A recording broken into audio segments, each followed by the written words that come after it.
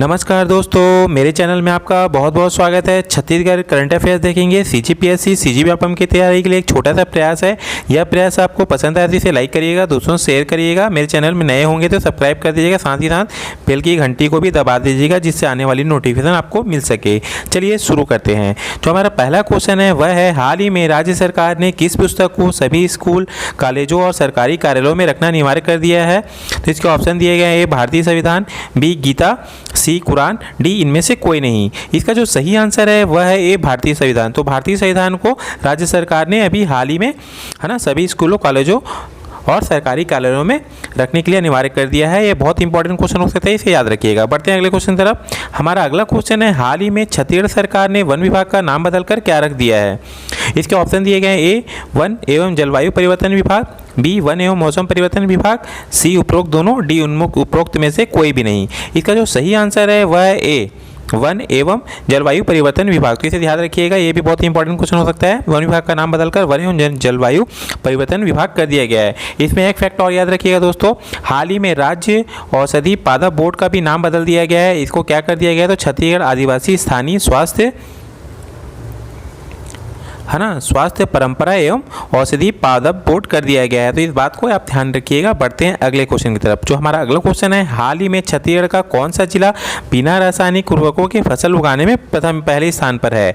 इसका ऑप्शन दिए गए हैं, ए सरगुजा, बी दंतेवाड़ा, सी रायपुर, डी उपरोक्त में से कोई नहीं है ना।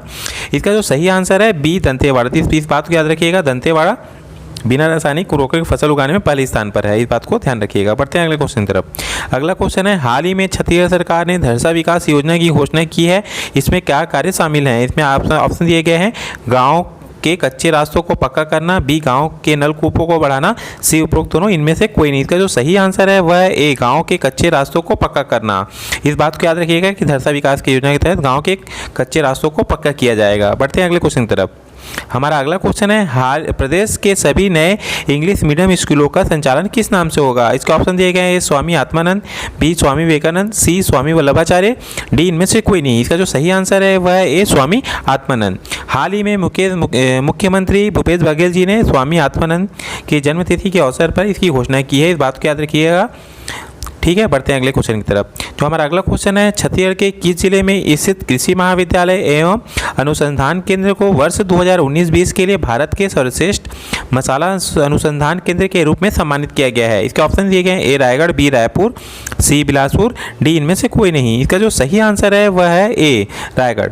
देखिए दोस्तों, हाल ही में रायगढ़ को हल्दी, अदरक, धनिया, मेथी, अजवाइन आदि फसलों की नई किस्मों में सुधार एवं विकास के लिए यह पुरस्कार इसको दिया गया है। और इसकी स्थापना कब हुई थी दोस्तों? इसकी स्थापना 1996 में हुई थी। इस फैक्ट को आप ध्यान रखिएगा। बढ़ते हैं अगले क्वेश्चन की तरफ। हमारा अगला क्वेश्चन है, हाल ही में प्रदेश का 7वीं आर्थिक गणना के कार्य में कौन सा स्थान है? तो देखिए दोस्तों, इसका ऑप्शन दिए गए, ए पहला, बी दूसरा, सी तीसरा, डी इनमें से कोई नहीं। इसका जो सही आंसर है दोस्तों वह है बी दूसरा। आप इस बात को याद रखिएगा कि 7वीं आर्थिक गणना में छत्तीसगढ़ का जो स्थान है वह दूसरा है। पहले नंबर पर जो है वह त्रिपुरा है दोस्तों, इसे याद रखिएगा। पहले नंबर पर कौन है? तो त्रिपुरा है ना, त्रिपुरा है। बढ़ते हैं अगले क्वेश्चन की तरफ। अगला क्वेश्चन है, हाल ही में छत्तीसगढ़ निजी विश्वविद्यालय विनियामक आयोग का अध्यक्ष किसे नियुक्त किया गया है? इसके ऑप्शन दिए गए हैं, डॉक्टर सी वरुण शुक्ल, बी डॉक्टर केदार शर्मा, सी डॉक्टर पायल तिवारी, डी कोई भी नहीं। इसका जो सही आंसर है वह है ए डॉक्टर शिवरण शुक्ल। इस बात को ध्यान रखिएगा, यही डॉक्टर शिवरण शुक्ल हैं। देख लीजिए दोस्तों, ये इमेज इसलिए लगाता हूँ दोस्तों ताकि आप लोग को याद रहेगा।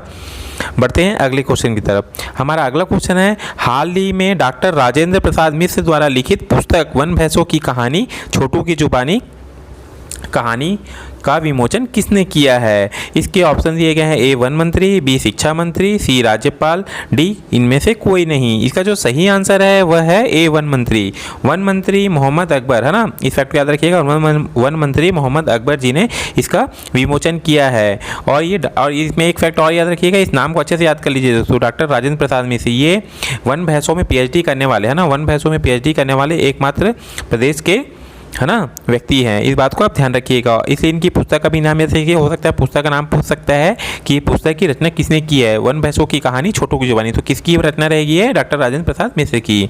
और इसका विमोचन किसने किया इस पुस्तक का? तो वन मंत्री मोहम्मद अकबर जी ने। बढ़ते हैं अगले क्वेश्चन की तरफ। जो हमारा अगला क्वेश्चन है, हाल ही में आईएएस अधिकारी संजय अलंग की एक और किताब नदी उसी तरह सुंदर थी जैसे कोई बाग का प्रकाशन हुआ है, वह किस संभाग के कमिश्नर हैं, है ना।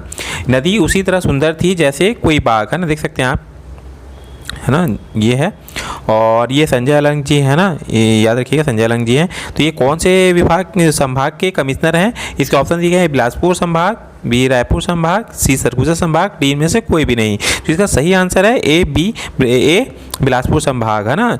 याद रखिएगा संजय अलंग की जो किताब है उसका नाम है नदी उसी तरह सुंदर थी जैसे कोई बाग, और ये कौन से संभाग के कमिश्नर है? तो बिलासपुर संभाग के। दोस्तों यह वीडियो आपको पसंद आया है तो इसे लाइक करिएगा, दोस्तों से शेयर करिएगा, मेरे चैनल में नए होंगे तो सब्सक्राइब करना नहीं भूलिएगा।